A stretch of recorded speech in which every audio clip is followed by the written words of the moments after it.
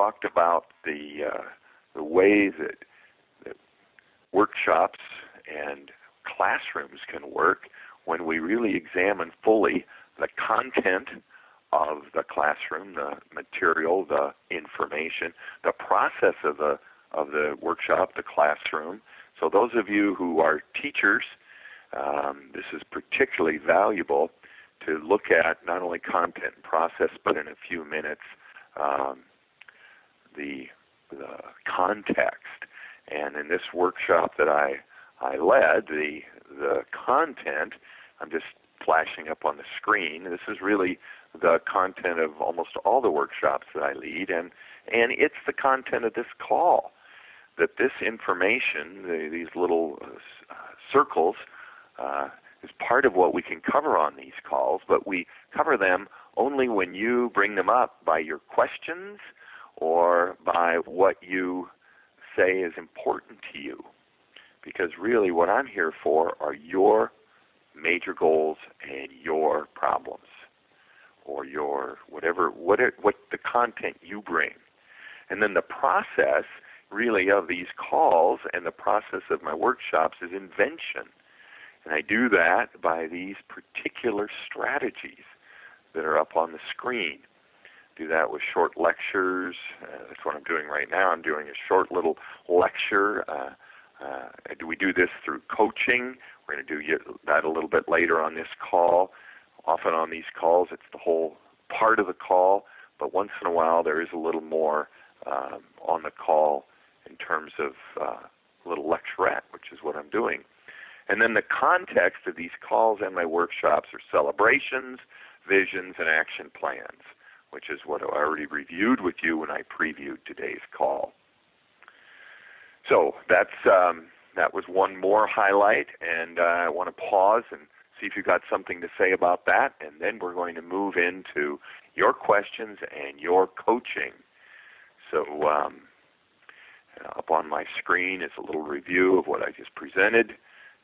Please push 1 on your keypad and say something about what's up on my screen. This idea of the content, the material, the process, which is the way, the how of this call. The content's really whatever you bring to it, your questions, your goals for coaching. The process is my assisting you to invent by all those different symbols that I'll put them back up here. There they are. On these calls, the public declaration is when you write your discovery intentions and share them in small groups, which we're going to do in just a moment. The context is getting you all to celebrate more, vision or dream more, and create actions. So please say something about this visual, and then I'm going to have you write a discovery and intention statement. Kathy, thank you. Go ahead. Thanks, Dave. Just having been with you and Bill in Boston and being in education, this content, context, and process frame was so helpful to me, and I think several people in the room, for a couple of reasons. One is this is how, at least in my work, we think about working with teachers, and as teachers have to think about working with kids. So as learners in the workshop in Boston, thinking, having a real frame, not necessarily standards, but a focus and indicators of learning in the content frame, and then the way to get at that through the process frame was really helpful. I think the context frame is something that, at least in my experience with you, Dave, has always been there, the celebrations, visions, and actions. Putting the content and process pieces in this explicit place was very, very helpful, not only in terms of learning as a learner, but also as I think about my continued journey as a coach in the world. So just thanks. Oh, thanks, Kathy. Actually, I sometimes don't relate to this as what we do as coaches, but it's the same thing. When I'm with an individual, my content with them. I let them, of course, choose because it's their problem, their goals. My process, though, is more for me to direct, the process of the coaching. And it's in general, it's about invention. Now, in coaching, the process isn't quite like I've got up on the screen, but the context is. So thanks a lot, Kathy, for bringing that to the coaching discussion. And I'm going to turn the mic over to Cliff. And Cliff, this is, thanks for saying hello. And this is a lot like when you and I work together, we call it the 7-part course structure. And that was the process of the course.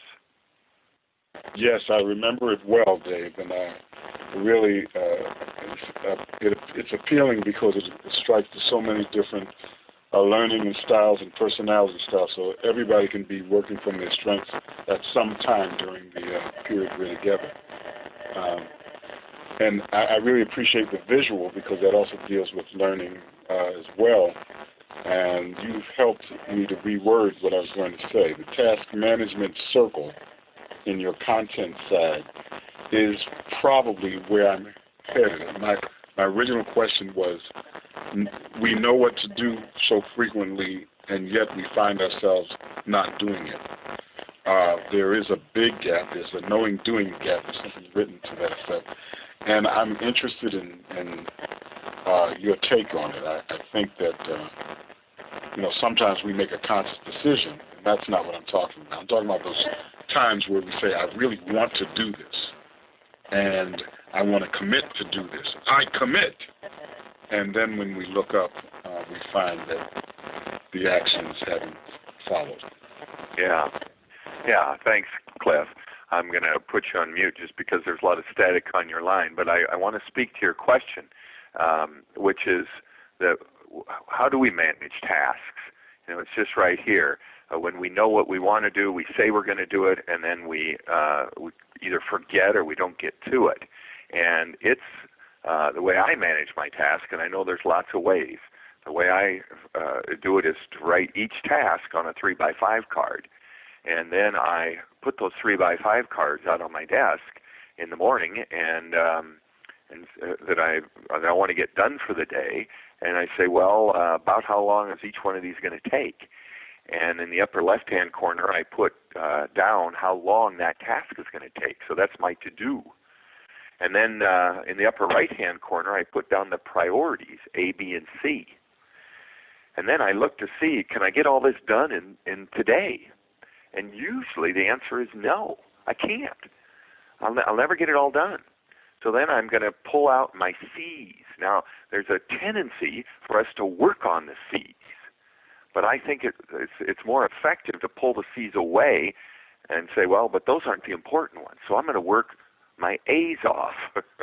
I'm going to work on the A priorities, and I'm going to leave those cards on the desk while I work on them so that they're constantly in my field of vision and constantly reminding me what is important for me to get done next. Not what somebody else says I should be getting done, but what I want to get done. Well, thanks for the question, Cliff. Thanks for the comments also. And I really like what you said, Cliff, about lots of learning styles. That's the idea here, is to appeal to a lot of different learning styles.